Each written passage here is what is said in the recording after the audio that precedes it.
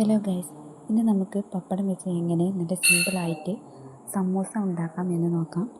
വളരെ ക്രിസ്പി ആയിട്ട് വളരെ സുഖമായിട്ട് നമുക്ക് വീട്ടിൽ ചെയ്തെടുക്കാവുന്നതാണ്. അപ്പം നമുക്ക് ഇതിൻ്റെ റെസിപ്പി നോക്കാം. ആദ്യം നമുക്ക് മസാലയിലേക്ക് ആവശ്യമായിട്ടുള്ള ചിക്കൻ തയ്യാറാക്കിയെടുക്കാം. അപ്പോൾ ഞാൻ ആദ്യം ചിക്കൻ പൊരിച്ചെടുത്തിട്ടുണ്ട്. ഇനി നമുക്ക് 2 സവാള ചെറുതായി അരിഞ്ഞതും അതിലേക്ക് 2 പച്ചമുളകും കറിവേപ്പിലയും ചേർത്ത് ചൂടായ എണ്ണയിലേക്ക് ഇട്ട് കൊടുക്കാം.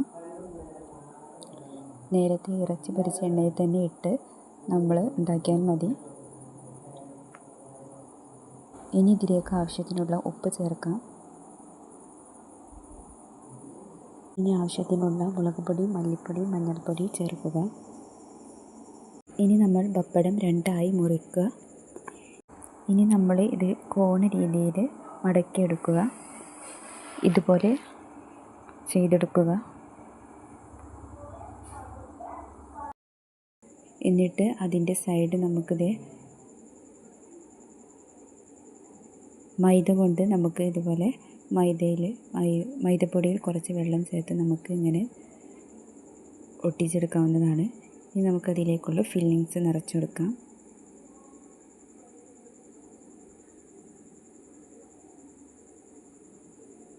ഇനി മുകൾ ഭാഗവും നേരത്തെ ചെയ്ത പോലെ നമുക്കിങ്ങനെ ഒട്ടിച്ച് കൊടുക്കാം.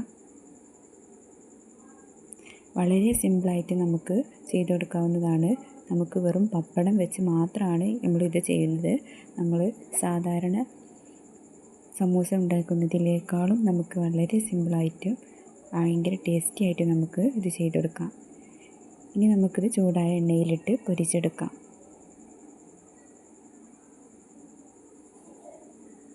അപ്പോൾ ഇതാ നമ്മുടെ സിമ്പിൾ ആൻഡ് ടേസ്റ്റി പപ്പടം വെച്ചിട്ടുള്ള സമൂസ റെഡി ആയിട്ടുണ്ട്. എല്ലാവരും വീട്ടിൽ ട്രൈ ചെയ്ത് നോക്കുക. വീഡിയോ ഇഷ്ടപ്പെട്ടെങ്കിൽ ലൈക്ക് ചെയ്യുക.